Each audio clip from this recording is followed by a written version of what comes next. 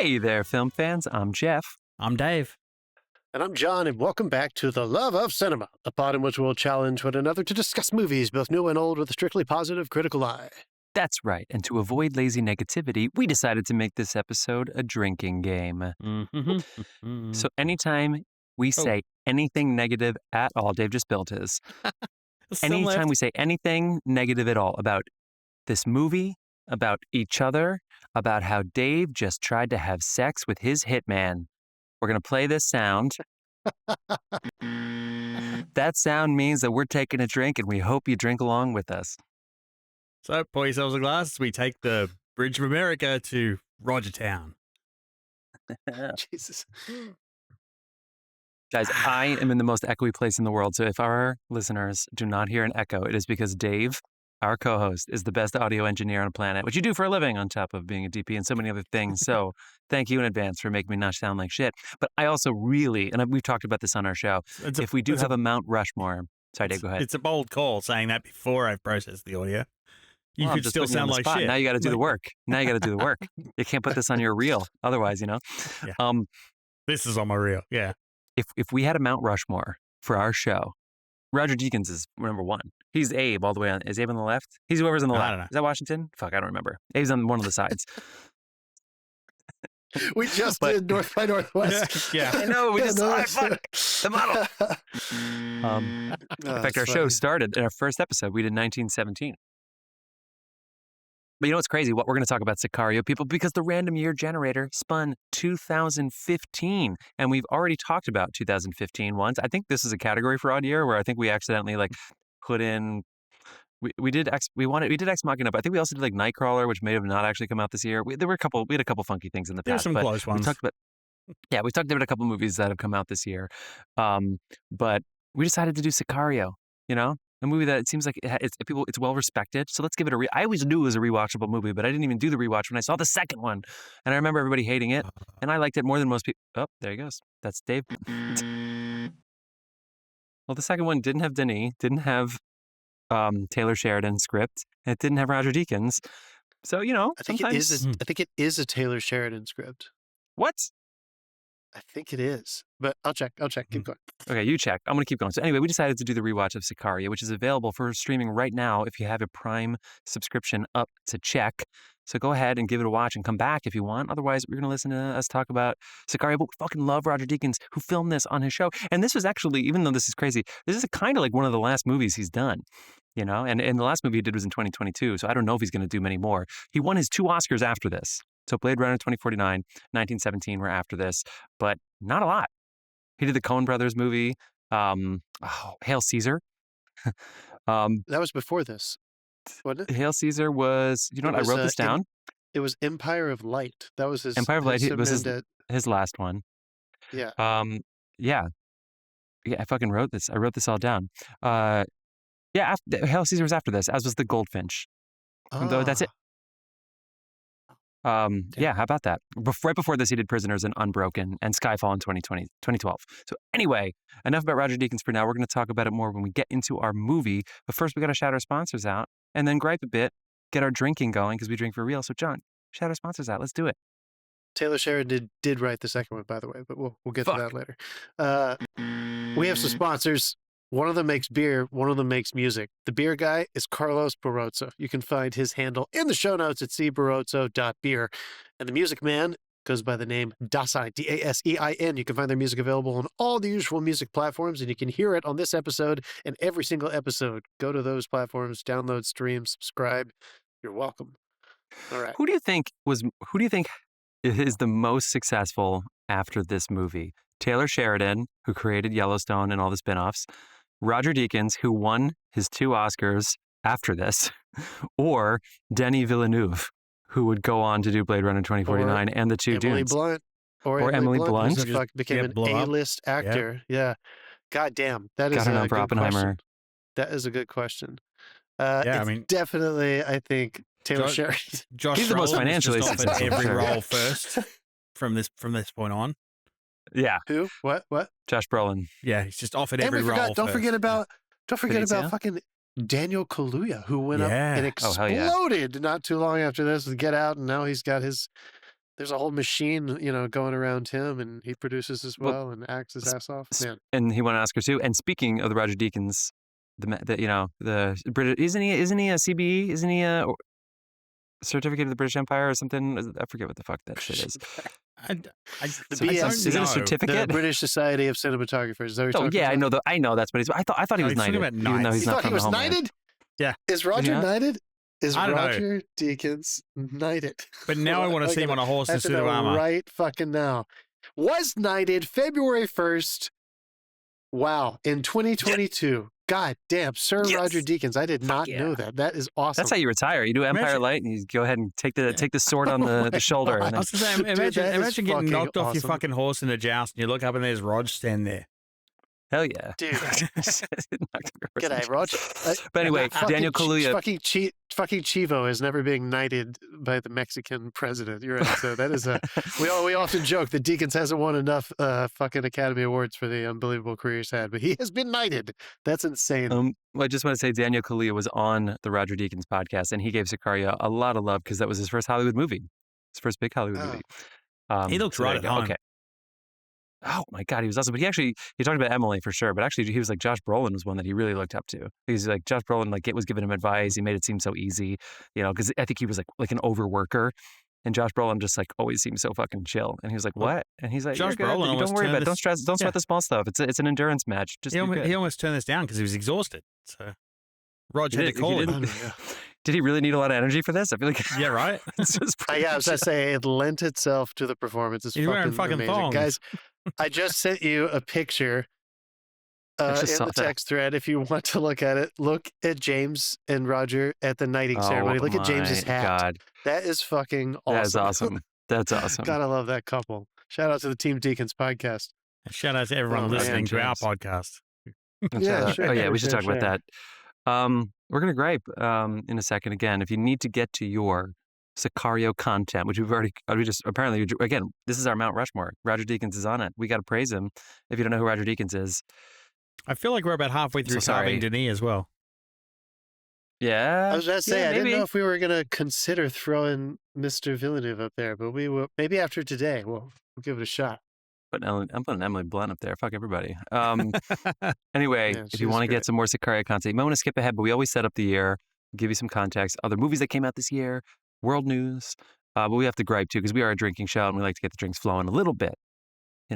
Grease the pipes a little bit. So, you want to do any news first, anybody, or do you want to get right into the gripes? What do you guys think? John, you got your Elon sweatshirt on again. Is that because Mr. Musk is taking over our government or what? Oh, God damn it, dude. Are we allowed to wear our attire anymore? Our Sorry, alma I'm gonna get mater's material?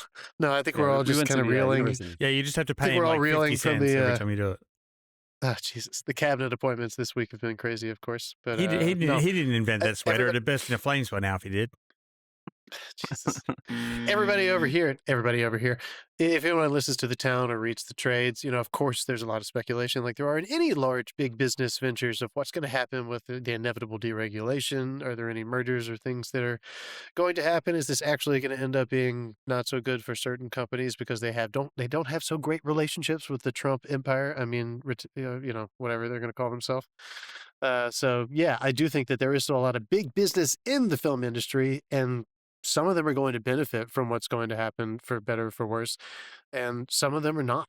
And I'm very curious to see what happens, and I'll just go ahead and plant this seed. What happens when a lot of these large corporations that own movie studios or media empires start behaving accordingly with the Trump administration and embracing these things when their creative talent has two middle fingers raised the entire time? Just curious. I'm not saying everybody is liberal, it's gonna be but interesting. I do think we have seen that happen. There is now a new cultural stance. We saw certain newspapers and we saw certain large corporations not make endorsements this presidential election. And I'm interested in seeing what happens when there starts to be cultural, tension between the creatives and these big businesses that are happening over here. So anyway, more to read and listen to and all that shit. But it should be an interesting 4 years. Although I will say, $30 million takes the edge off your fucking principles too. So start throwing money around and people shut up real fast. Yeah. Let's see if that fucking happens. But You want to get into some gripes? Yeah. I think I just had one. All right. Can't wait. John, do you have a gripe, or you're gonna be a listener today? No, I'm gonna sit back and listen to you guys complain about shit. What do you got? Dave, I'll go. or you want to go second? Okay. All right. A little bit of a bitch at Apple. They need Okay. to stop it with the movie bundles on the Apple TV app, because they're selling bundles that are a bundle of 2 when there's 3 movies in the set. So you used to be able to get Venom 1 and 2, knowing full well Venom 3 is coming out and stuff like that. Not that, people are rushing out to buy that, but like the Ghostbusters for a while was a 3-movie set, and it didn't include the female-led one. And now it's a 5-movie set that has all of them in it finally. But anyone who, you buy these things and they just make it seem like that's all you're going to get, and then they just don't update it. So maybe just, hold off on the bundles until you've got the whole fucking collection. Do you remember walking into old FYE or video or DVD or CD stores, and that would happen sometimes with hard copy sets? You'd be like, why are there only 2 Godfathers in this? Do you remember there were the off-brand bundles of DVDs and everything? Yeah. Anyway, it's weird that that's happening digitally. Why are they speaking Russian in the restaurant? This whole movie is camera shaking. All right, sorry. All right. Jeff, what are you upset about this week? I'm between two. Okay, I'll go. Go ahead. Since this was available on Prime or Amazon Prime, and since we have already dipped our toes into politics, and Mr. Bezos did really well where he decided to have the Washington Post not endorse a candidate for the first time in a long time so that he could still get some government contracts and not have retribution come at him, etc. Why does the Amazon logo still look like a cock?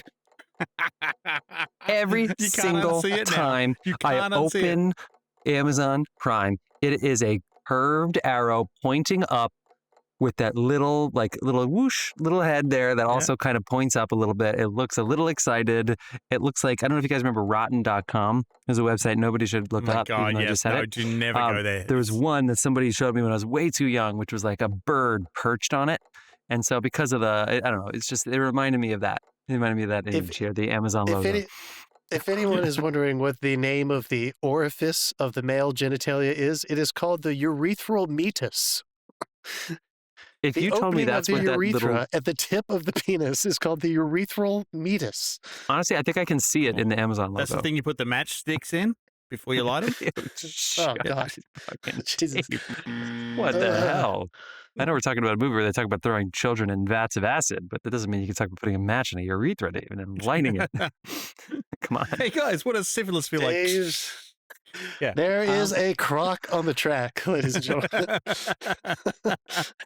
Could you imagine the pitch meeting, though? It's like, okay, I want to undercut everyone. We're going to make this business the most popular business in America.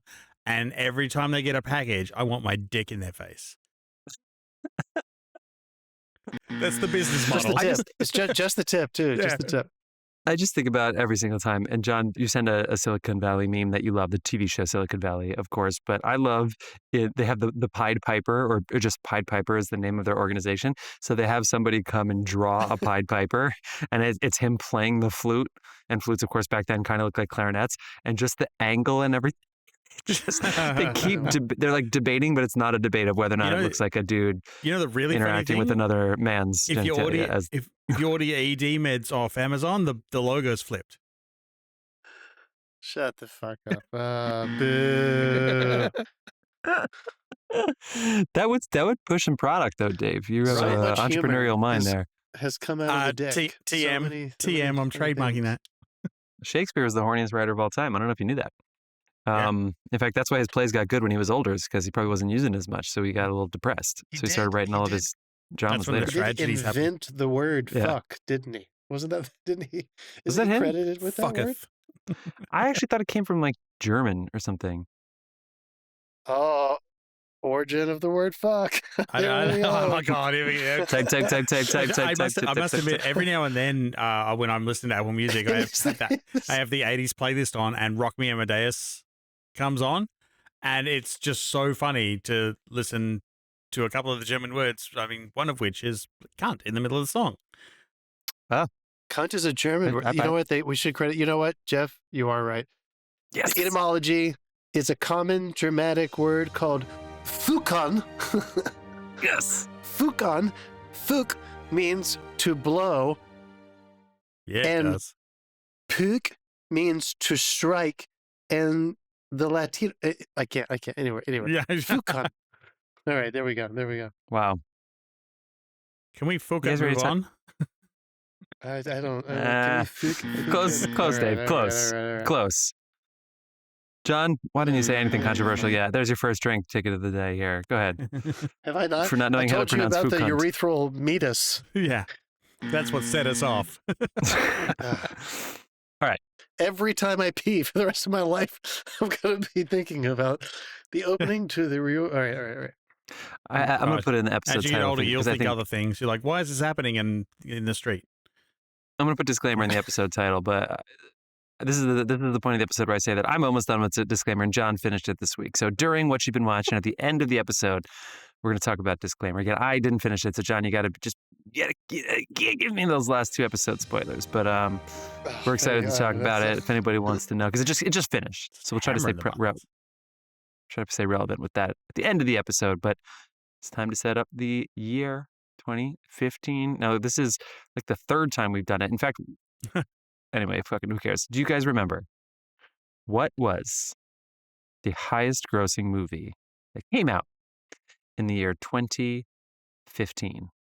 Dude, the only reason I remember what day it is we're recording, so no. Mm-hmm. I am definitely... it's absolutely either The Force Awakens or Age of Ultron. It's the Well, Avengers or Star Wars. Force Awakens is one of the highest grossing films of all time. So let's go with that. Star Wars. Let's go with that. Episode 7, The Force Awakens, God which damn. crossed the $2 billion threshold, which actually some people would say underperformed. Holy Although- shit. Yeah. It set a whole bunch of box office records. It had $529 million in pre-sales, plus its opening weekend domestically. So it had like a whole bunch of records there. And Jurassic World actually had just set the record for the what the fuck is this? The opening weekend, which must be, this is the worldwide opening weekend. Sorry, the worldwide opening weekend of Jurassic World was 524 million. Jurassic World came out this year too, and would Love come the in dinosaurs. second with 1.669.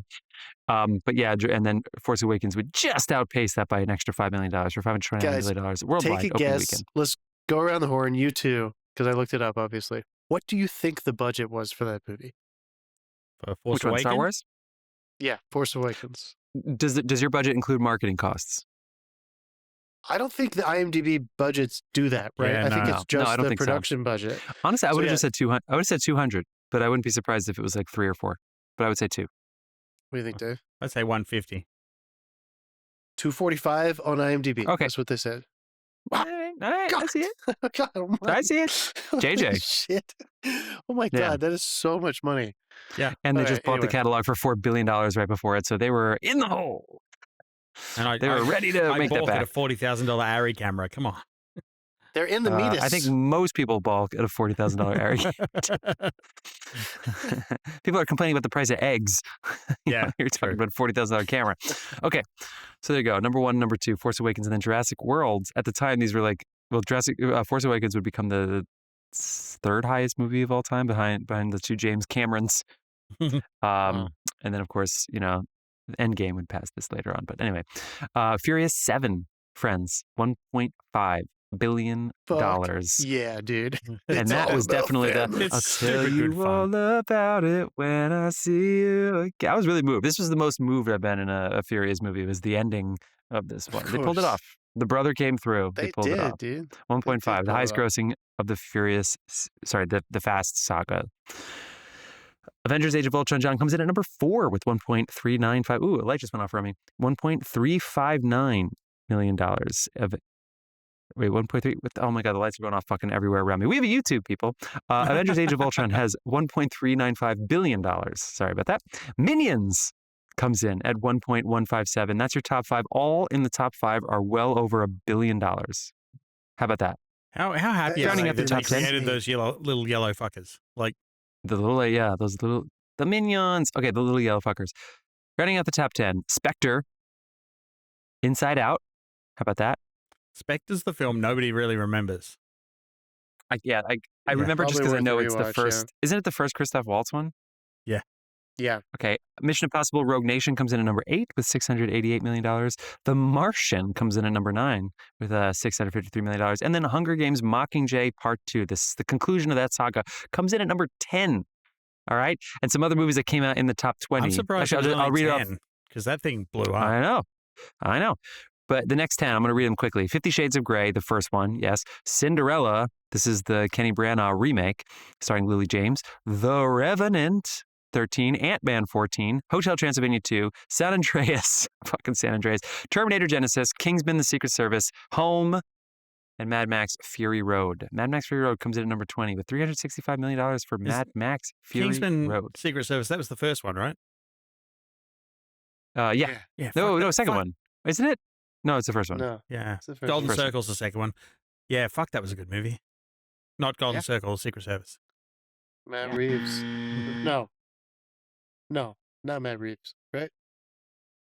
Who made that? I don't think you did. I don't know. You're looking everything else up. Go for it. Yeah, you look I up know. everything. I'm trying to find it right now. There you go. I'm I looking have my forward to pocket replacing light the for skips in your audio. Yeah, come on. You don't Richard have to. Brody They of the know New we're on Yorker. computers.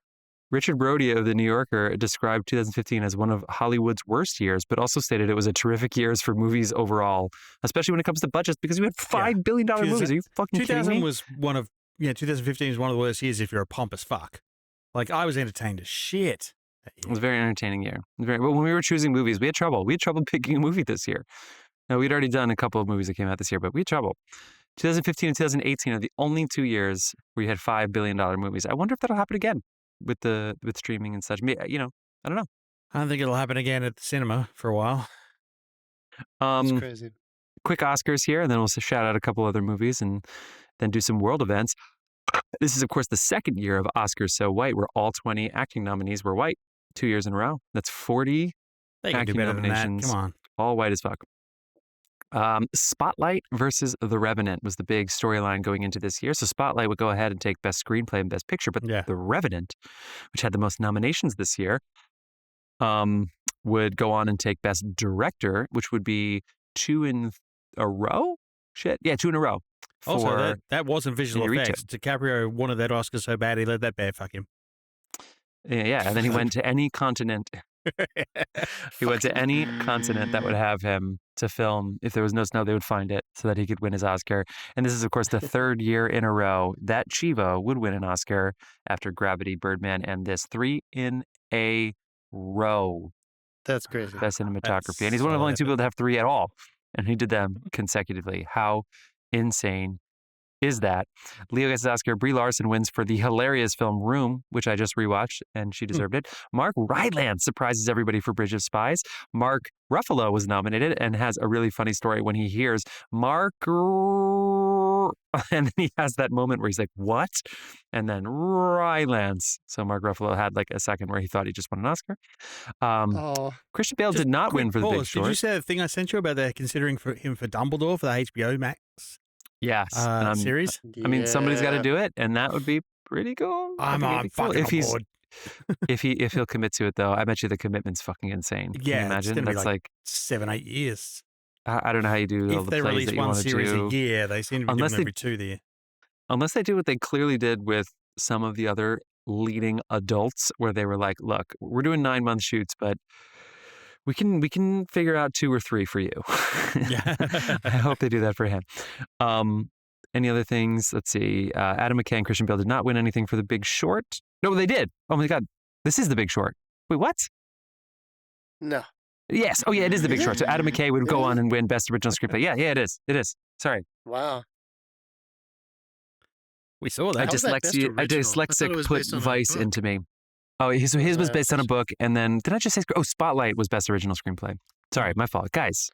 Nice. Why do you let me drink during this podcast? Yes, his was based on a book. Why would we do it? Yeah. Because we can't stop you drinking before it. A couple other funny things. Idris Elba won the SAG, he won the SAG award for Beast of No Nation, but was not nominated for an Oscar. This is also, was this the year of I should really do my research on Straight Outta Compton. Yeah. And Don't make Matt that. Damon. You don't want that woman from Seattle coming at you. Matt Damon was nominated for an Oscar for Best Leading Actor, and he won the Golden Globe for Best Comedy, which Ricky Gervais gave him shit about for years. You know, Matt Damon's hilarious performance as an astronaut stuck in Mars, trying to get home, costing the United States government a whole lot of money. And then last but not least, I want to say, hell yeah, Dave. Alicia Vikander, category frauded her way into a win. She won for The Danish Girl in a supporting role, even though she had almost an hour of screen time, and she was a very leading character in that movie, a co-lead, if you will, with Eddie Redmayne. But she did get her Speaking Oscar. of which, did you see we got a new Lara Croft as well? And that's Sophie Turner. Yeah, that's pretty cool. I'll take that. That's cool. That's cool. Good for her. I have scruples. I want to see this. But yeah, I'm Inside concerned. Out. I'm with you. Inside Out won Best Animated Film, and Amy won Best Documentary about Amy Winehouse. And then, of course, Ennio Morricone. Oh my God, guys, what the hell is wrong with me? Ennio Morricone. Ennio Morricone wins his first ever Oscar at age 85 for Hateful Eight after being snubbed for all of those amazing westerns he did way back in the day. And then Ex Machina won visual effects on a shoestring budget. That's one of Dave's favorite stacks. The other movies that I want to shout out are Shaun the Sheep movie and Krampus. Any other movies you guys want to talk about?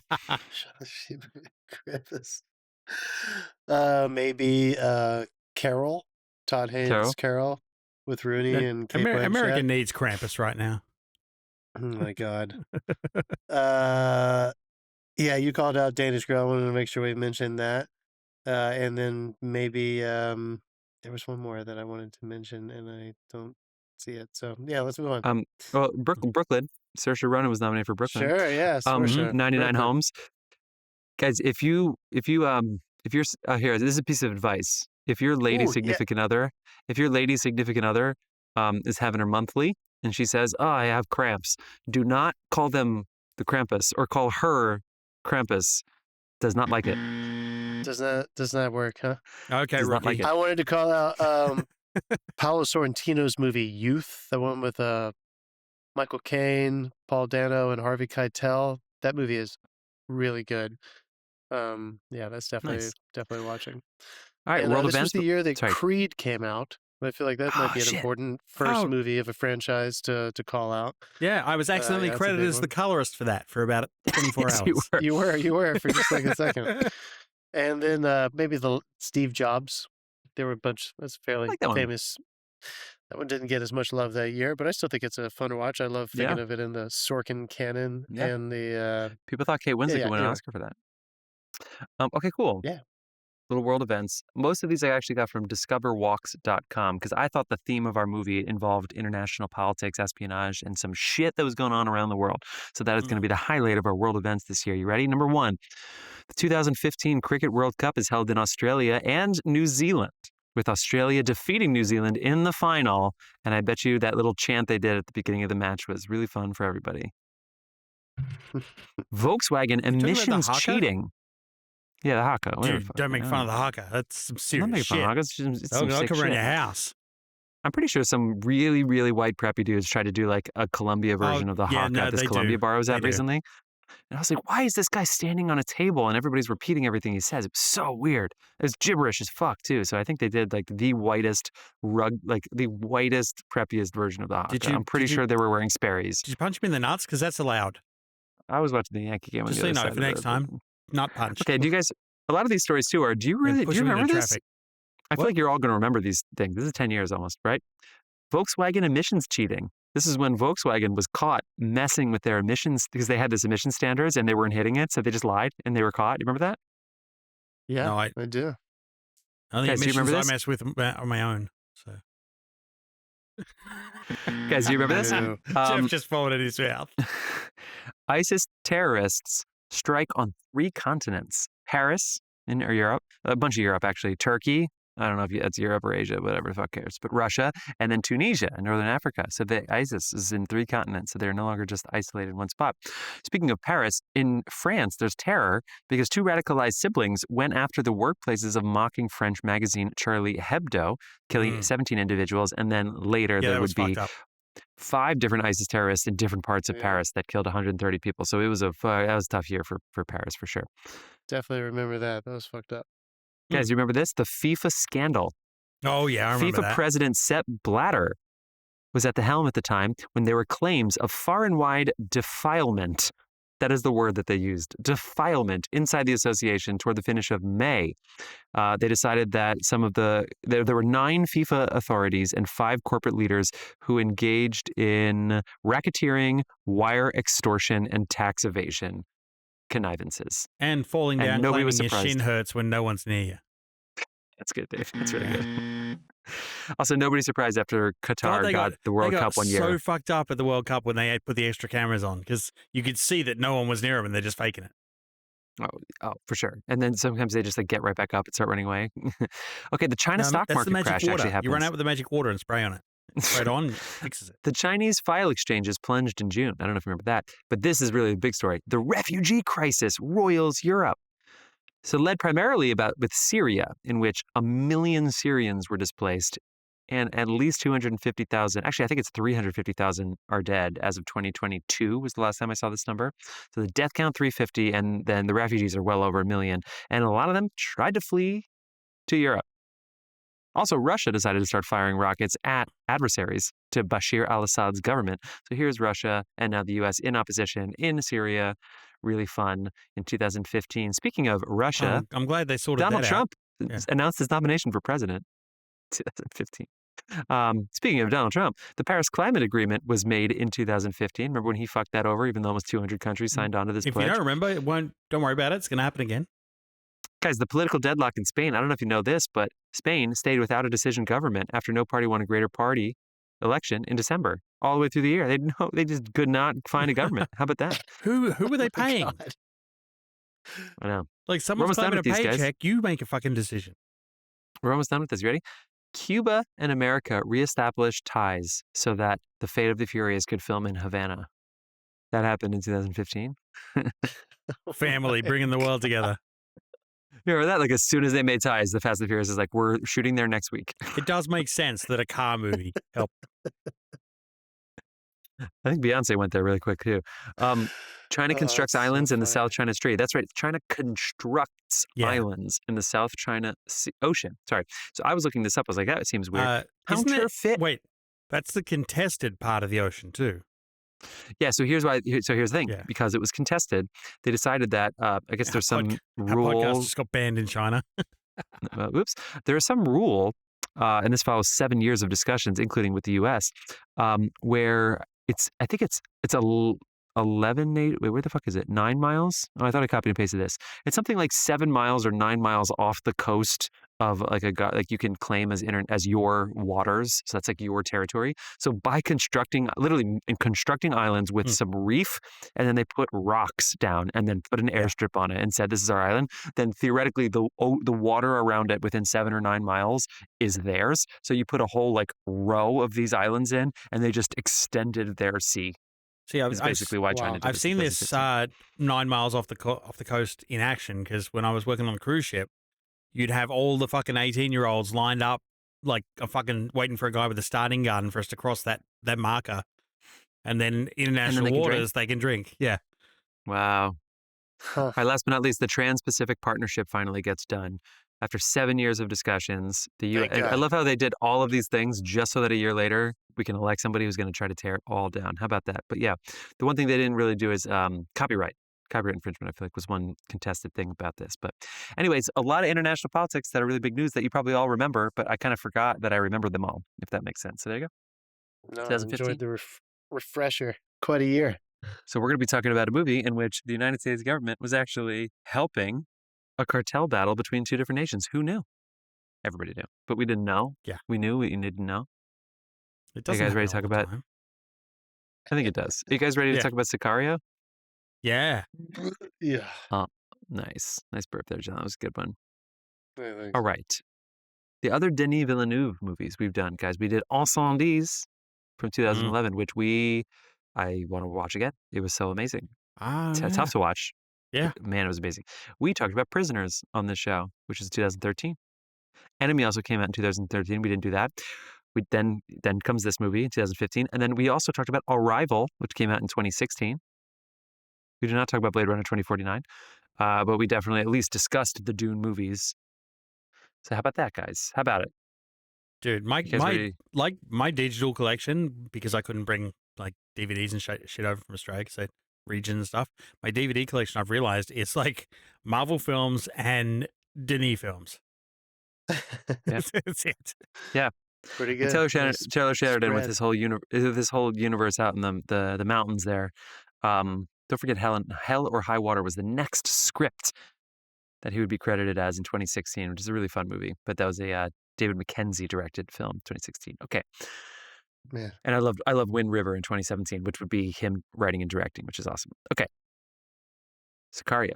I'm going to read the IMDb description. Let's just go ahead. We've all seen this, of course. Have either of you seen this more than once before? And I saw it in theaters. I'm assuming we all saw it in theaters the first time.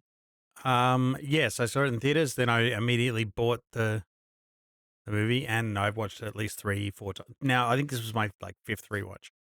John? Nice, dude. Man, this at least my 3rd or 4th. I think I've seen this 3 times already, and this was probably my 4th time, but worth it. So Sicario means killers of Romans who entered their home/homeland. And then in Mexico, it means hitman, which is who Dave tried to have sex with. All right, are you ready? I'm going to read the IMDb description.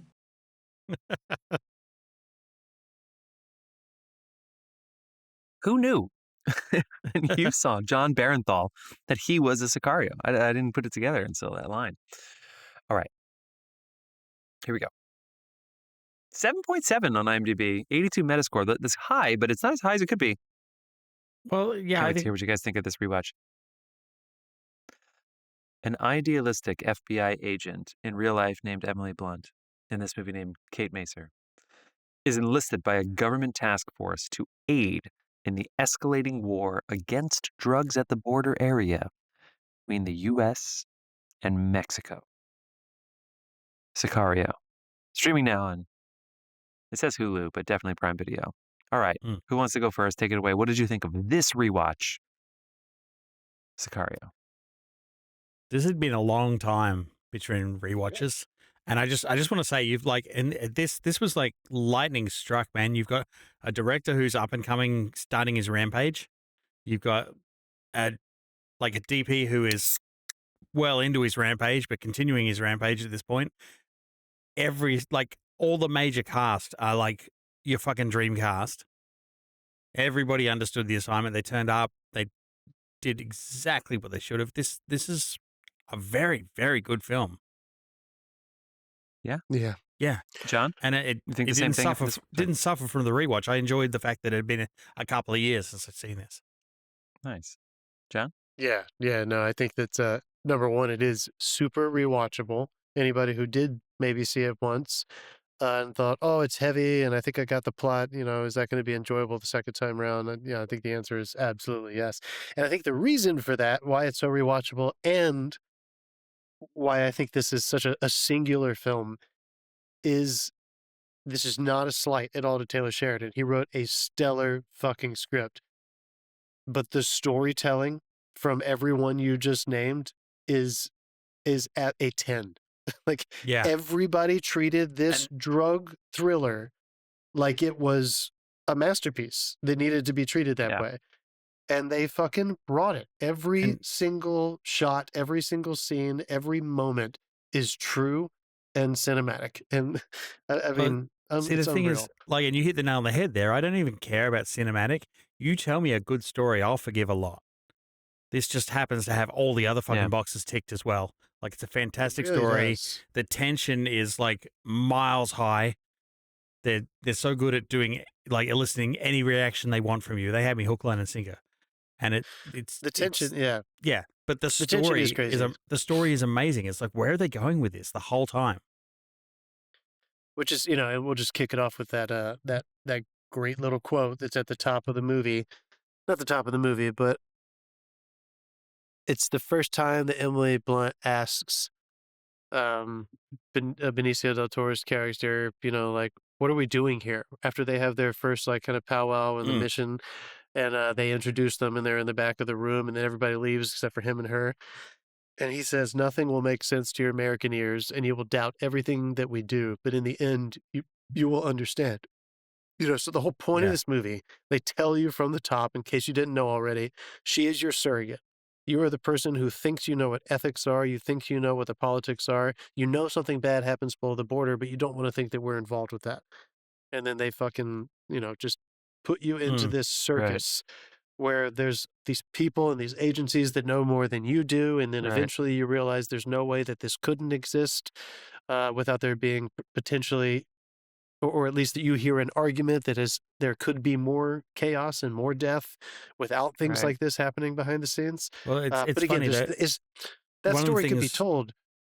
Story could be told documentary style, and it probably would have its own like unbelievable, intriguing nature.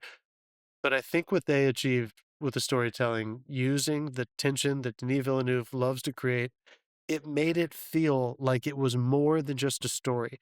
There is a tone poem going on throughout this as well, and the tension in it is palpable.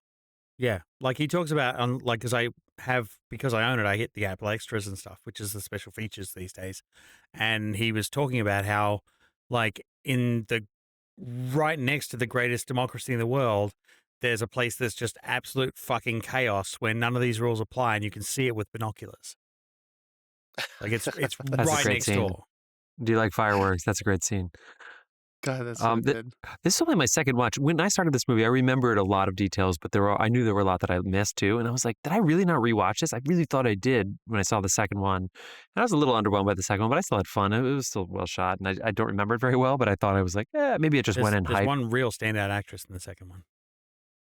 Yeah. So my question to myself in this one was, how's the rewatch? And also, like, is it an espionage film? Because we keep getting more and more like spy, espionage, world conflict things, whether it's your obvious ones like your Bonds and your Mission Impossibles, or whether it's like your Jack Reachers or your nitty gritties like your Narcoses and on and on, et cetera, et cetera, et cetera. And I was like, does it have that fun rewatchable that some of those movies do? Or is it really so elevated? Because this is a team that's elevated and they all have rewatchable content. But I was like, is this one of those things that's Don't ever so refer to what they do as specific content and again. powerful? Like on Sundays, I want to rewatch, but I can't rewatch that 10 times. Like, No. like maybe I'll You'll put yourself in fucking therapy. And so I'm not saying there's a number for Sicario, but I was like, that was it for me. And basically, how rewatchable can it be, but also being a monument? Being like people say, like There'll Be Blood should just be playing at the MoMA over and over again. Like, is this a MoMA piece?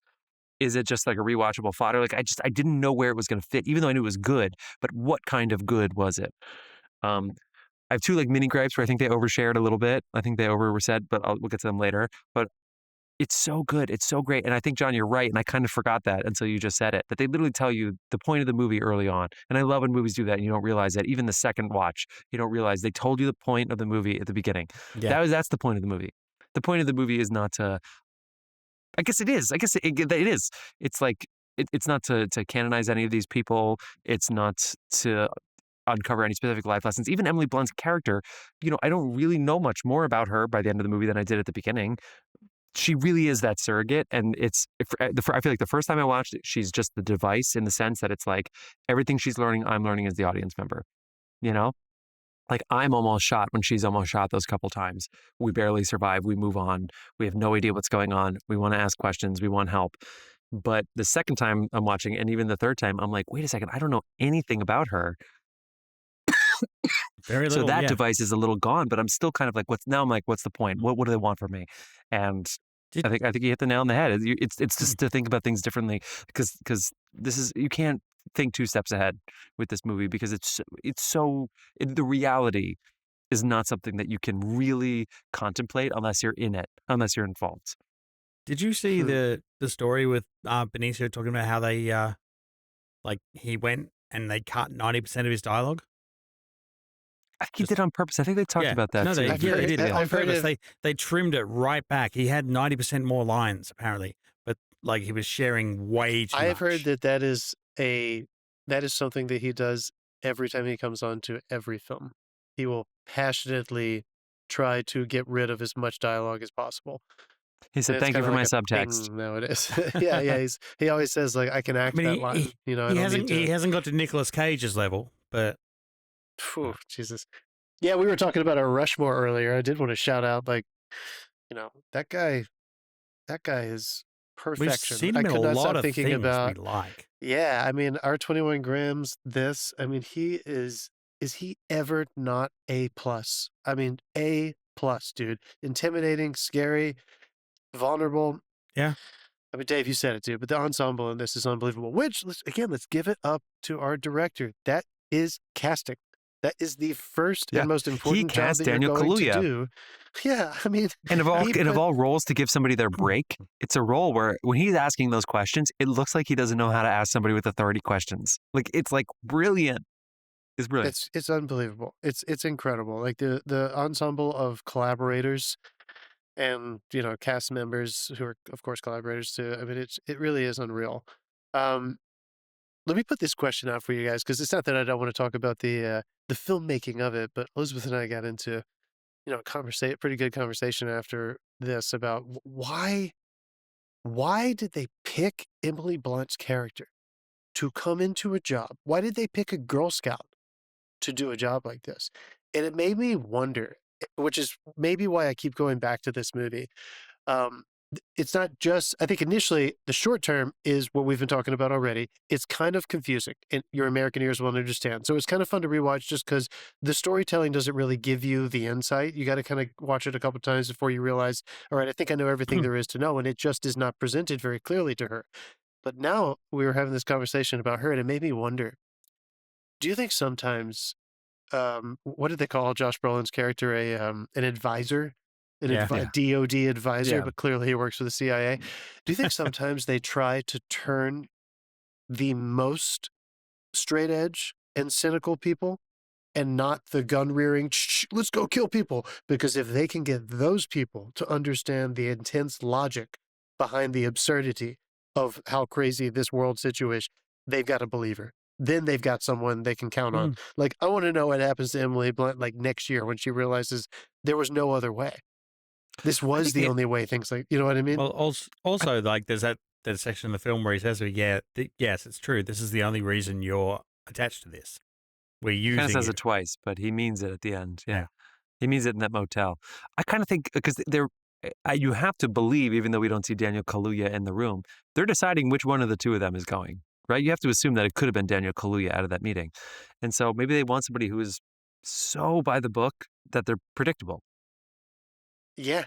I mean, when he goes up, when Daniel Kaluuya and her, after that marvelous scene when they realize they're trying to find out where the tunnel is, and they're asking those people who were about to be bust, God,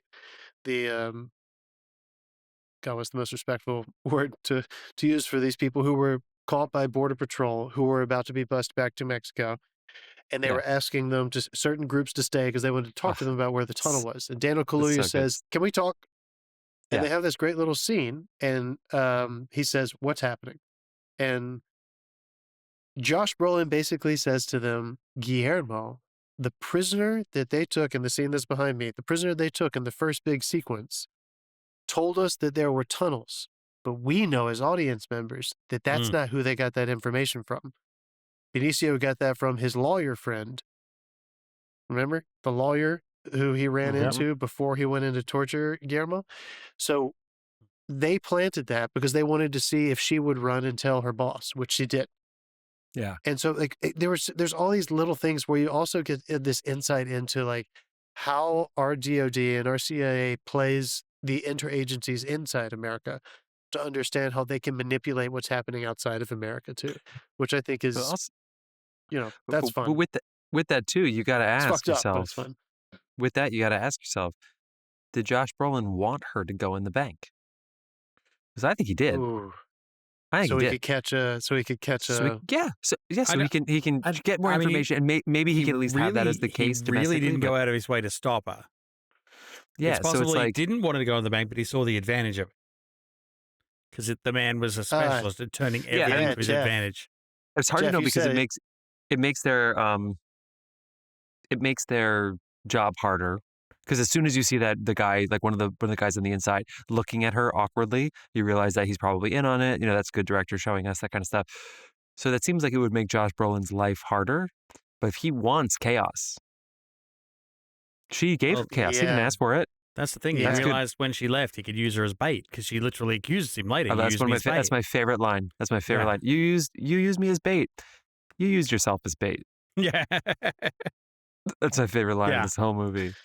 I think you're right, man. I think it is really about it, that she is so predictable that she was going to push all the buttons internally and try to do the right thing so that he was going to be able to maybe use her. Yeah. And But also, anyway, it's not the want to believe CIA's that. job. It's not the CIA's job to get the local small-time crooks who are, yes, working with the international. They're causing huge chaos and disruption and everything. It's not Josh Brolin's job to shake that, to rattle the snake a little bit. But he knows that it would be good to rattle the American snake. He knows that if his thesis, we're not going to get the drugs are going to come from somewhere, so we would at least like to be in control of them. If that's his thesis, that doesn't mean he doesn't want to fuck over the people that are doing it. It's just not worth his time. So she can do that for him without him having to put any effort into it. And then it's That could you be know, true, and then he or- can beat the shit I out of mean, some his dudes, too. whole mission was to put someone in a position to take that major guy out. Yeah, and Or it he even could said have we'll give the drugs, also- which I actually think they should have gotten the drugs from the tunnel, but maybe they would have shown that. Just like bring them back, give the local people like something to be proud of or something. But anyway, Yeah. Give him some The drugs. other yeah. option, is that the DoD advisor Josh Brolin is exactly all the her bosses say to her when she goes and reports it, where the guy's like, he stirs things up. That's literally what he does. He divides countries. He isn't the person that has a thesis that's going to solve everything for us. That could easily be true as well. Here's a question that I think I thought a lot about this time when I was watching it. And props to Taylor Sheridan. I want to give props to Taylor Sheridan. I think this was probably on A the lot. page. I don't think lot. Denis Villeneuve, I've never heard a single interview talk about changing this story aspect at all. So let's give it to Taylor Sheridan. I Yeah. think a lot of people would have written the story where the Girl Scout starts as a Girl Scout, goes dirty, and then tries to come back, and there's either a happy ending or tragedy because of the decision to try to come back and do the right thing. He just has her going against the grain the whole time, which I think is interesting. Yeah. That was a very Because astute it's- observation my wife made when I was watching it with her, because she was like, this is written, this is not a Hollywood film at all. This is written with real consequences and gray as fuck morals. Yeah, well, except for her though. I mean, that's what I guess that's kind of what I'm Yeah, saying is that she's she experiencing everyone else having gray fucking morals and trying to figure out how to deal with it. And know. there's consequences for every action. And they're but real. there are, but They're not. in a way, but and not disagreeing with Therese, but like there are and there aren't, right? Like I think ultimately, I mean, they think about the staging. I'm not saying, not calling back to our Paul Newman, what's that episode? Yeah, Dave? no, it doesn't matter. We cut that whole section. So What the fuck is, not With the calling Great back to Escape? that, but no. What the fuck is the name of that movie? The Sidney Lumet movie with Paul Newman, where he plays the lawyer who gets the malpractice suit. oh, I wasn't on that episode. The verdict. No, you weren't. The verdict. The verdict. Jack was on I that. wasn't on that one. Jack was on that. Um, Jack Daniel, shout out. Jack, not yeah, the that's whiskey when we made Daniel. that poor bastard do Grease too. It wasn't really that bad. That's on all of you guys. Fuck you guys. So not I'm making a joke here, but of course I'm not joking about violence against women. But I love the staging when she comes out of the tunnel after she sees what happens, Oh yeah. and she punches America's corruption in the face, Josh Yep. Brolin, and America's corruption puts its knee in her throat Well, it's to stop funny her, because to physically say, when "You can't control this. Stop. Just let it. Right. Just let it happen." I mean, that is Therese actually that- drew that- parallels between when she was getting attacked earlier, because he attacked her in the same way. Yeah. And oh, by the way, Benicio del Toro, Yeah. just because we're on the tunnel sequence, when he shoots her, him and John Wick, I want to see him go at it, right? Him as Alejandro and then John Wick. I mean, he is so smooth. The whole sequence, which rewatching it this time was better than the first by far. It was Dude, just, yeah. My or Silvio, or went out for Silvio. But he had to go. One of my favorite moments in the movie, and this is absolutely just a little bit of like, isn't that badass? And I'm totally acknowledging how horrific this is if this was actually happening to me. But when Benicio del Toro appears outside of the tunnel And Silvio, the cop, looks at him and says, "You Medellin." Like, he just Yeah. knows. Like, the Yeah. nightmare has come. That I've heard about you. Like, oh, Right. fuck, you guys are back? Like, Yeah. I mean, that is the That was weight. their equivalent of the Russian guy in John Wick when he finds out his kid killed his dog. Yeah. It's like, But oh, how so- brilliant, so guys. Yeah. Sorry, go ahead. So no, you're good. So backing up on like what the actual operation is, this is the CIA of America creating an opportunity where they will not get their hands dirty directly. They are providing an opportunity from a Sicario from another nation to do some dirty work to try to create problems in a neighboring country. I mean, And in theory, no matter where the line is when you're underground, let's just say it's international. I said in theory, and my Siri just came on and it's pissed me off. If she didn't go through the wrong tunnel, as he said, this whole huge operation, not a single American was going to step foot on American soil the second time, the real time, the actual time that it happened. So he was going to go in and do the lone wolf thing. And because he's like, we want to get him called back. And when even me, the second time I'm watching this, I'm like, who cares if he gets called back? That doesn't make any sense. You're just getting him called back so that Benicio can sneak in the car with him. That's it. It's that simple. Yeah. But I'm hearing this. Even the second time I'm watching it, I'm thinking it's this huge thing.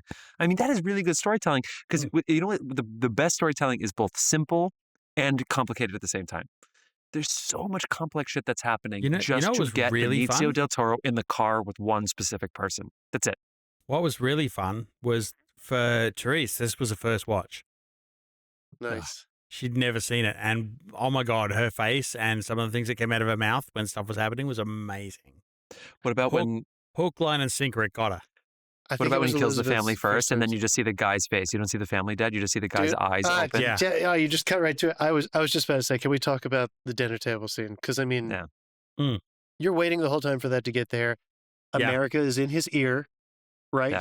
He's not Batman. He's not going in totally solo. Like he's there. There are 6 bodies left. You know, he knows what's happening. But it's brilliant too because they say we're going blind now. But he does go outside, so they probably could see him again. But I think it's also a fun way of them saying, "All right, go get him." Yeah, They can't legally. They can't. Yeah, exactly. They can't legally be looking at what's about to happen. There is the direction in that scene. That family again, 100% for the casting of that guy's family. Unbelievable. I mean, the performances where these people don't talk at all. They're basically day players. Yeah. And they come on and they are supposed to be his family. Magnificent. The player who plays the boss, magnificent. And the choice, I wonder if they even did. The look on her face was, because she communicated perfectly. I knew this day would come. I knew this day would come. Look at the house they're living in. He's fucking. Yeah. How can you possibly look at? I knew this day would come, but I didn't think it would come. Bin Laden was hiding underground, and this guy was living in that complex. Sorry, John, go ahead. No, you're good. You're good. And I think she spoke English. So remember when he says, "Oh, of do course, the children speak English?" Well, then we'll speak in English. And of course, also those kids speak English. I'm sorry. Those kids spoke English. I know, They're they old probably enough. do too. But okay, anyway. The switch, though, in the direction to play it so that the man tries logic, the boss, against Benicio del Toro, and then after the shooting the family off screen and the sounds of those bodies hitting the table and falling to the floor is horrific. You know, that's terrifying. Not showing that is so remarkable. But the look on his face, for him to not go Scarface, and try to jump across the table, it's so much more interesting. Because that Dave is where maybe I would push against like what Therese was saying. I know she was saying it from another angle, but the people who do have consequences in this movie are not the people you think are going to have them.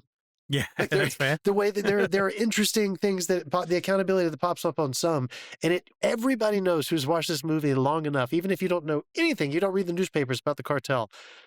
Anyone can guess just from pop culture that he cut the head off that snake, and of course somebody's going to pop up tomorrow, and it doesn't really matter. Well, but Colombia was going to pop up. That there was something in the reason I'm getting to this. I promise it makes sense because it's literally in the dialogue again. Even though that scene is a scene that you could objectively say he's just a boss, we don't even need to know anything about him. Another head is going to pop up, but the dialogue reads, "Don't forget about my daughter." And he says, "Oh yes, your little one. It wasn't personal." And Benicio says, "It was for me." Pop, pop, pop. This is not geopolitical fucking politics. You think it is. It's not. Right. It's fucking personal for Benicio del Toro. It's funny because I forgot about that line, and when he said it wasn't personal, I'm like, I literally said that line. It felt pretty fucking personal from here. And then he said the same thing. I was like, yep. The transcription I noted was, "For me, it is." Because for me, it is for me is a Scarface line. So I actually think, even though he said it in Spanish, "For me, it is," I think is actually a less personal way of saying it's personal, if that makes sense. It's like, "For me, it is." It's almost like how Vito Corleone would have said it. Like, yeah. That was brilliant. Yeah. I'm still not even sure. Do you guys think was he ever a lawyer, Benicio del Toro? Or is he when did he go to law school? Well, he was exclusively for Medellin. Is he out of Colombia and or is he just working for Medellin right now? And Josh Brolin told the truth when he told his story. When he explains about his backstory, there's part of me that's like, bullshit. I don't know if I believe every detail. I think some of it is probably true. But it doesn't matter. I was just curious if you guys ever wondered, like, who is he? Because I don't know if I've ever seen the second one. I don't know if they filmed you don't need to see the second one. Wow. Yeah. I want to give another acting shout out really quick. There's so many good performances in here, but I think Victor Garber has a really important role of setting the stakes because he's got to be the diplomat, but you can see the doubt in his face without him telling you, if that makes sense. And this is a theater actor, so in theater you got to project doubt via subtext differently, meaning like you have to like use your body. He did a fair few years of Alias as well. So yeah, so no, I know he's as a TV and movie legend as well. But when she asks questions, especially in the one he says, he almost slips. I don't know if you caught this. I caught it this time, where he says when he's like making a list. It's the second time that Kate talks to him, so it might be after El Paso, perhaps. It's not El Paso. After Juarez, and he says something. He mentions interagency diplomacy or interagency whatever communication, which becomes the reason that she's there. And he like almost let it slip, but you can see that it's like from doubt and everything. I feel like he does a good job. Whereas he makes Josh Brolin look good in these scenes. Let's say it that way. He makes Josh Brolin be able to just lay back with his sandals and chew his gum and make it easy because Victor Garber is the one that's grounding us in the stakes of the situation. So shout out to him. Mm. Yeah, fair. That scene where she goes and talking about Juarez. Like, I've had some rough first fucking days at work, but holy shit, dude. Okay, this is the only it's the miniest of gripes, and honestly it's small enough that I bet you they thought about it and it didn't matter. They get held up before they get to the meat. And let's just say the meat is where they get Guillermo. But actually I want to say two things about this. The only mini gripe I have is when they're stopped, the other guy in the car with Emily Blunt that's kind of becoming like a pseudo narrator to her during this, he says, "You got to watch out for the state police. They can't be trusted." And that's the only line in the movie where I was like, you didn't need to say that. The way you were filming with the state police, I questioned them the first time I saw it. The second those guys on the gunners, they're outside the truck, as soon as they're the ones that are escorting them, I was like, oh, fuck those guys. They're going to shoot into the vehicles. And so when he was like, you got to watch out for them, I was like, we don't need that. It's such a small gripe, I know. But it was also at the first like hold up. And then they go and see Guillermo. The burn notice guy? But to prop it back up again, was it? Oh my God, you're right. Jeffrey Donovan, yeah. But then to prop it back up again, when the shit hits the fan, which is the picture right behind John right now. Everybody go to our YouTube. Please give us a link. Yeah, just go check it out. Yeah, that's right. The look in the guy's face. First of all, him getting out of the car. The whole thing, I'm sitting there, I'm like, why didn't they do this? Why didn't they just start shooting? Why did they do a sneak attack? Why did they get out of the car? You realize in the second watch, they weren't trying to save Guillermo. They're trying to kill him. Yeah. They weren't, and the look on his face, he knows he's dead. But it's also like, but killing him would theoretically prevent the tunnel information from going out, which back to you, John, it makes it even more interesting that we didn't need him for the tunnel information. But from their point of view, it's complicated because if I'm him, honestly, and I think about that, I think about this, and I did not get raised at gang school in Juarez. I would have been like, I'll tell you anything you know as long as I can be in a nice prison for 30 years. Fine. You know what I mean? I'm not going anywhere in comic. I'll tell you where the title Nice is. easy thing Fuck that yeah. can't get you in prison, but yeah. I know. But the fact that the look on that guy's face, the first one to like pick, he knew there's no way, but he does it anyway. The second watch, I was like, I think I get it. I think I see it. Like they were told, like, we're all dead if you don't do this. And so he basically had a bomb vest on. I don't know. I thought that was powerful. That was even more powerful this time than the first time I watched. What do you guys think of that scene? I mean, considering that was an entirely built set, that was absolute perfection. It has to be. There's no way they did that. No, they actually built the set. They redesigned. Can we shut down the transfer Mexican? Yeah. Can we shut down the Bridge of Americas, please? Yeah, no. They actually redesigned the toll booth and the traffic area there. And don't get the tattoo on your neck, guys. Come on. They needed it for weeks, so it wasn't possible to do it. So they had a very controlled area. But yeah, imagine being the guy in the car next to him. Oh yeah, like, in real life. Hell. And then of course they're like, that's not even going to make the headlines in El Paso. It's like, it's certainly going to make YouTube. I love the guy behind Kate too. It's so well done. It's so well done. I think the guy that's shooting at her, and it's a bulletproof vehicle, but for some reason that window isn't. So great.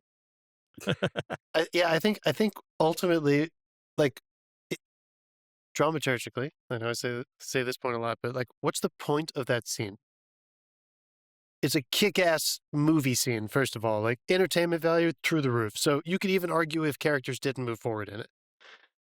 But the point of that scene for me, and I think it's more and more clear each time I rewatch it, is she is very uncomfortable with what's happening on the way in. From the minute they get there and she's like, why are we taking this jet to El Paso? And he's like, she's like, all right, whatever the fuck.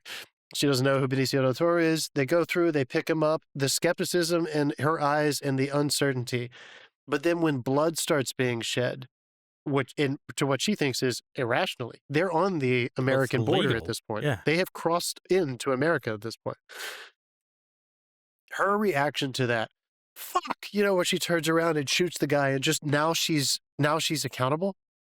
Now she has been a part of this thing. That leads to the thing that was an absolute genius afterwards, where they pull up on the base and they get out and she tears strips off him. But it's all in the wide. They're having an argument in the back of frame. Yeah, I mean... And that argument, like, they don't change a single thing. That camera doesn't move. Like, it's just they're having an argument in the back of the wide, and it's just fucking genius. Yeah, I mean, technically, Roger, he refers to that all the time. Denis was like, oh, I don't want to move in. I'll just have to use it. That classic. It's so well done. It's so beautiful. And you get to hear her frustration in that moment, which is wonderful that she gives voice to it. But I feel like the fatigue, the exhaustion, the beyond frustration, the exacerbation of what has happened for the past hour and a half to her, when it culminates in her shooting someone and realizing I'm now a part of this. Yeah. And you lied to me. And I don't even know what's happening. That is the point of this entire scene. Yeah. It kind of doesn't even matter what happens to the prisoner. She now realizes there's so much foobar going on here. Yeah. And now we're just murdering people on American soil, and you're telling me it doesn't even matter, and I just shot somebody? And I mean, I feel like, I don't know, for the first few times, certainly the first time I watched that movie, I just thought, like, this is just a wonderful, suspenseful scene that is all about getting this prisoner back into America so they can just extract some information from him. Right. The more and more I rewatch this, the more and more you realize, like, you're kind of like notching off on the belt every single time she realizes over and over and over again, not only do I not understand what's happening, but they're guys, what's the word I'm looking for? They're incriminating me. Fuck. Every step of the way, you're pulling me further into this, and I don't even understand how I would defend myself if I had to be debriefed. And man. And this time I actually thought for a second too that when she said the line that was like, well, now I have to go on this mission so I can figure out why I did that. And it's like, okay, well, is that just like, are they saying their justification out loud? But actually, what you're just saying, John and Dave, the symmetry of the first scene, she also is almost shot by somebody where she's doing basically a routine check on this house, and she just happens to dive and shoot this guy. So she was a quarter of a second away from being dead and said she killed somebody. Now she killed somebody, and now here she is across the border, and the same thing happens. She's about to be dead. She dodges it and kills him instead in time. And in both cases, the first one, will I be going after the ones who are responsible for the bodies in the walls today? Yes, I'm in. The second one, will I be responsible for what happened at the border? Yes. Okay, I'm in. So the symmetry, like literally, she almost died in the exact same way, and that was the justification for the next. The symmetry is actually really interesting in a way that like is film school check. I mean that with all the love, John, because you went to film school, but like in the way that's like, we don't need to hit a checklist. The audience should know there's a checklist, but subconsciously we feel that progression. Absolutely. No, I think it's really crazy. So the movie's good, huh? Yeah, I mean, this is Let me shout one more thing out. It's a good The one. weather, this for me, I mean, the border sequence, just the tension, everything. Because I remember like, oh my God, Roger, when they crossed the border. But actually, they crossed the border pretty easily. I just love the helicopters and stuff. So in the theater, watching the helicopters and seeing the trucks cross the border is fucking wild. But this time I was like, that was fun. And I watched it in the screening room in my building. So I was like basically watching it in a cinema. Oh, shit. Yeah, it was fucking awesome. I was like, I need to go into the cinema for this one. I should have said that earlier. But actually, for me, the other signature shot is actually like a sequence, and it doesn't even really like make total sense. But when they go towards the tunnel, and the day is turning to night, and at first it's raining, and you have the clouds. It's like it's perfect. But then you see like the vista of them, and they slowly are descending, and it's so like barely any light. Those two like shots are just fucking incredible. Yeah, when they're walking out and they all disappear in silhouette. Yeah. They go black. Yeah. Dave, are those actual thermal cameras, or is that CGI? Yeah, it's a Fleur SC8300. We're ready to go. It's a thermal camera. They use a thermal and a night vision as well, so they can differentiate between the two perspectives. Wow. And is that really what a night vision looks like? Because they look like a video game, right? Mm-hmm. Yeah. Yes. They're grainy as fuck. Jeff, I know you rewatched this with me because I have a memory. What? And I think about, I know you rewatched this with me one time. Are you sure we didn't just see it in the theater together? Oh no, I saw Alex Pepper. I saw 1 and 2 with him. I remember very well. I'm pretty sure and because, and maybe this will jog your memory, and I'm pretty sure this was you. That shot at the beginning, and I'm giving this up to Denis. This is, they have this very slow drifting camera work that's happening in this house of bodies that they have in the very first opening scene. And they do a very good job of only showing you basically like white walls, furnitureless rooms other than that mattress, and dead bodies. And dust. The whole time. And dust. Yeah. And then they start showing more agents showing up, and they have this scene in the shed. They have this moment in the shed where the guy sees that there's a lock on it, and it cuts inside to the first time you see a dead body straight on, and it gently pans toward it, and you see 2 electrical wires for the first time on either side of this dead body, and then boom.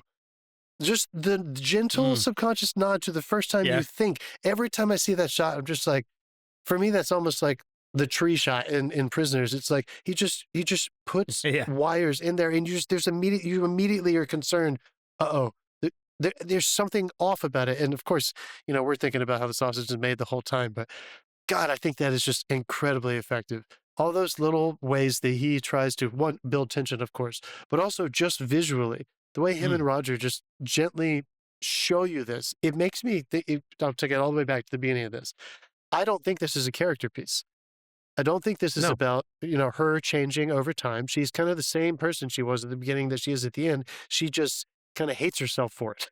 Or she's disappointed that the world is what it is because she does want to hang on to her values so badly. She just wasn't willing to die for them.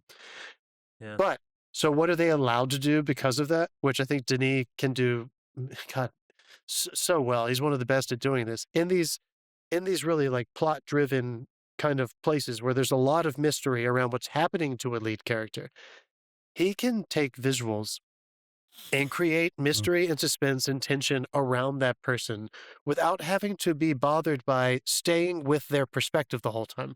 So much of the most amazing suspenseful things that happen to this, he allows us to forget about where she is in the mix. I mean, if nothing else, these amazing wides of vistas and moving shots that show you like how the story is moving forward and how the unit is moving forward with no answers. I mean, that is just that might be the thing that I take away from this movie over and over and over again. And just one more thing that I did want to call out, R.I.P. Johan Johansson. This is one of my favorite scores of his. Oh, You don't even think about the music in this movie, No. but it is fucking dark and drony and that it's haunting, dude. That stuff is wonderful. R.I.P. Died too young, man. Heart failure. God, I'm glad we chose this movie, you guys. We have done a lot of Denis Villeneuve, but I think there's a reason. Is Denis on the? He might be is he on the fucking Rushmore? It would be yet? funny adding it without really like Dune. We talked about Dune, but we didn't actually do like an episode on any of the Dunes. Yeah. Did we do the first one? Oh my God, we did. We were still doing new movies. We did do the first one. Did we? All right. We did, didn't we? God, We were still doing new movies then. Yeah. All right. Denis on the fucking. We got also on these. Yeah. We got Arrival. You love more than me. I still love Arrival. I just the fortune telling wasn't my thing. And this. Oh my God, Denis. Do we have any other actors? She understands the language. So she said the future, the past, maybe the future. Oh, come on. Come on. Is Mark Rylance? Is he the only actor on Rushmore for us? Rightly so. Mhm. Yeah. Well, we haven't done a Mark Rylance movie in so long, so he's got to make movies. Otherwise, I don't know. Yeah. Great rewatch, you guys. Thanks for choosing this one. This was awesome. All right, this is awesome. All right. I agree. Dave, any final words for you? Nope. All right. I can't believe you knew that camera right off the bat. Next time you have those notes out, you just shout them out, He's like, oh, that was this camera. It's like, okay. You just had that in your back pocket or you're looking at it? I checked. Did they actually do it? So, yeah. Okay, that's so good. All right. Are you guys ready to guess? Well, I guess, Dave, are you ready to spin? And John, are you ready to guess what year we're going to be talking about next week? And are you sure we don't want to do Glitter, Gladiator 2, Wicked? Glicked. Gladiator 2 and Wicked are coming next week. Are you sure you don't want to punt on a week and do Gladiator 2 and Wicked? Double episode next week? No, John's already seen Wicked. No, let's keep doing our thing. But I am very excited to see both So I got to see 3 movies. movies. So I got to see 3 movies next week? Fuck you guys. I'm going to try to. I need to. I still need to see Try. We Live in Time, too. All right. Fuck it, I'll take the week off. Okay, I think 1996. 19, yeah, okay. Here we go. Whatever. 1970 to 5-1. To 5-1. The 5-1. I'm right if any of those happen. 90, John, 1990. Oh, 1966. So close. Those 6s and 9s look a lot like each other. When they're spinning at you, you never know. Yeah. All right. What you been watching, guys? That's the segment we're going to be doing now. John and I are going to be talking about Disclaimer in a second. But Dave, we got to start with you. What have you been watching this week? I haven't seen Disclaimer, so I'm going to leave. I caught I've only caught half of it so far, but I'm in for the rest. Salem's Lot, the movie remake. Oh, yeah. John, how was it, dude? You remember I told you I was like, oh, I don't want to see it. It looks like a fucking cheesy. No, it's reimagining. I mean, I feel like it captures more of the novel than the original one did. I remember being terrified of the fucking original, because like they had the Nosferatu fucking sharp teeth, and I was like, nope, that's not cool. That looks like a fucking snake. It scared the shit out of me as a kid. But this one's a little more settled down. I'm enjoying it. All right. Wait. I thought it was a movie. It is. I'm only halfway through it. I'm halfway through it. Yeah. All right. Oh, interesting. Because it did get tense, and I turned it off till daylight. Dave, you pussy. All right. I have several, so I'm gonna list them off, and Disclaimer will be my last. Disclaimer's the only one that I watched, so I'll wait for Disclaimer. Do Disclaimer last. I will. So that's really the only thing that I watched. I watched that John Williams documentary that's on Disney Plus. It's exactly what you think it is. You guys, everybody should sit down and watch it. If you love John Williams, which everybody fucking does, Did it say he was good at composing? He's pretty good at composing. Yeah. This is actually big claim to make. Yeah. Anyway, really good. It's exactly what you think it is, but man, it's moving and it'll give you all the feelings, and you'll get to hear all these wonderful collaborators he's had with over the years, talk about him, learn about his life. It's great. I started last night. It's out on Peacock right now because brother-in-law Jack Doolan has a little turn on it. And the first episode, The Day of the Jackal, starring Eddie Redmayne, the Peacock miniseries. It's a remake. Jack's in that? He is in it. All right. Yeah. What? First episode, he's in it. It's We're fun. not to I watch love any of the that other story. I've episodes? seen I'm kidding, I'm the, kidding. the movies, the remakes. It's Assassin. He's a fucking assassin. Like, come on, it's great. Jack? Eddie Redmayne is Eddie no. Redmayne. No. Eddie Redmayne. He's the lead, and it's man. I love Eddie Redmayne too, so we're enjoying it a lot. I think there are 5 episodes out right now. I don't know if that's the whole thing or if that's just the first 5 or whatever, but it's on Peacock, and I recommend watching it. We've watched 3 so far. Fun stuff. I got into I watched some of the CNN series, the 90s and the 2000s. Good stuff if you're into like political, blah, yeah, no, I know. But I watched the Pennebaker documentary called The War Room, which is on the Criterion Channel, and it's about Clinton's campaign staff, mostly Stephanopoulos and Carville. And I had never seen that documentary, and I was looking for just something political after all this, the shit that's been happening. That was a good documentary, and I had never watched that. I like the Pennebaker documentaries. Jeff, you probably have seen the one they made on the Company recording, the cast album of Company. Of course. Oh, yeah. Famous multiple times. Documentarians. Yeah. Anyway, that was great. And to wrap it up, we watched and finished. Wait, Disclaimer. wait, one second. I watched one movie. I watched the Martha Stewart documentary on Netflix. Martha. It's fun. Oh, It's Elizabeth great. watched that. I heard it was good. It was good. I mean, with all these documentaries now, it's I feel like none of them are going for the Oscar. You know what I mean? I feel like now they're going for your attention. So I'm just saying it was a great watch, but it wasn't cinema. It wasn't art. It wasn't art or anything. That's but it was just it gave me the information. I felt like I was watching what is it, like those NPR, like some of the, like the New Yorker. Sometimes they do these like live magazines where they'll like do the articles and they'll like act them out and stuff. So it's like a show, but it's really just like a magazine come to life. I feel like that's what documentaries are now. So I think that's what that was such. it's great. That was I loved such it, a good line. I feel like they're going for the entertainment, not for the Oscar. That's good. Yeah. That's what I'm saying. But I love Martha's. But now we'll talk about this. Speaking of shows or content or media or whatever that is going for the critical acclaim, disclaimer. All right, I haven't seen it. So I'm not going to say any details. I gotta pee. But okay, you can pee. Go pee. I got 2 left anyway. We're not going to spoil. Yeah, I'm not going to spoil it. But this is a show that I think is really worth watching, and I guess this is my disclaimer for the show that I want people to know, because if anyone has seen the trailer for it, you might feel like, oh, this is a highbrow artistic show. I think if you settle in, yes, there are some British accents, and there's some voiceover and some gorgeous cinematography, but fucking stick with it, because I think the actual humanity that they reveal in this is just remarkable. And I fucking loved it, dude. I loved it. I'm so happy I watched it. I thought it was such an achievement. And for me, it was just one of those times where, not saying one is better than the other, but it's just great to see fucking an artist or a group of artists that you love so much. And they kind of tried a different medium. And none of them had ever really played in this medium before. Kate Blanchett did Miss America, but Alfonso Cuarón, Chivo, Kevin Kline, her. And I thought they made something really... I thought they made something really significant, and it wasn't it didn't feel like just entertainment to me. It did feel like a 6-part movie. 7.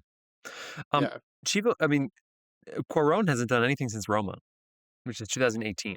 So you're talking a 6-year gap, and he does this, and he wrote and directed every single episode in this. I loved it. I like it. I love it. I'm 5 episodes in. Here's what I'll say. I'm glad you said the thing about the prestige, the highbrow, because that was my worry. My worry that it was going to be like Inarritu's Bardu, and I was going to be like, really 7 episodes of this, and I'm going to have to try to piece it together, and I'm not going to understand it. I was worried that might happen. I had too many gripes. One, sometimes the voiceover, I think, is salving over the fact that without the voiceover, it's soft. Unlike Goodfellas or something else where it's like the voiceover, you see one thing and then the voiceover tells you another, so you have this duopoly. I think that sometimes the voiceover is like coaxing over some simplicity. And I also think I could use more nuance with the book. We spend so much time with this book, and everybody immediately is like responding to it. Nobody's like, oh my God, this is sexy. Oh my God, this is scandalous. Oh my God, she's actually fun. I like her. Everybody is so, it's like they read it in a day. Everybody reads it immediately and they all have the same response. And that's just, I feel like they could do more with the nuance in that, to be completely honest with you. Dave, you just got back and you're already buzzing me? Well, you're being But seriously, when they gave the book to the office, and it's like a 200 or 300 page book, and they all read it overnight and had the same reaction the next day, boring. I'm sorry, like you got to give me. There's just a 200 more. or 300 page There's book. It's like a more- novella. It was like It 90 looked like they watched a pages. 6-minute interview and then they canceled her. You're Those going are to fucking overtake your journalists, nuance.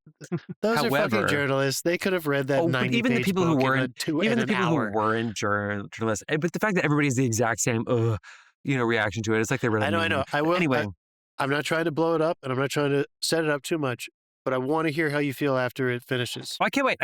And I love it. And you can give me the thing about the son in episode 5, and you can go ahead. It makes sense. He was an asshole the whole time. That makes sense.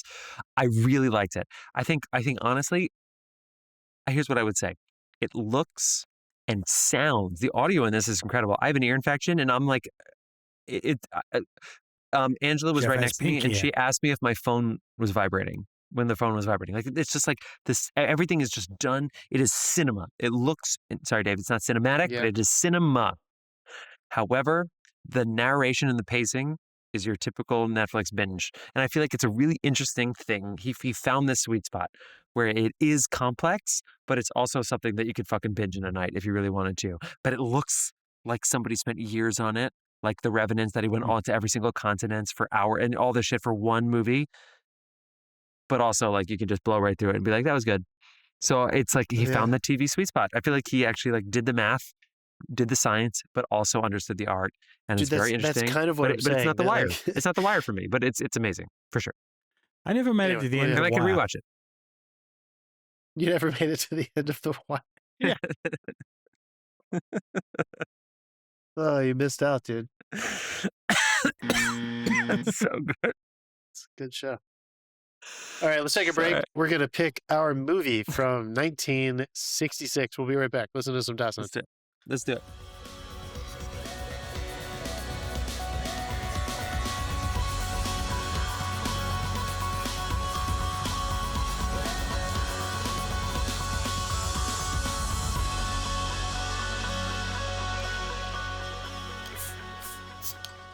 All right, and we're back. And we're back. All right, people. What an interesting year. Not a lot came out in 1966, but a fascinating year. I'm happy to talk about it. We are going to be doing a film that happens to be, John, did you say this right? The first feature film by this acclaimed director? Yeah.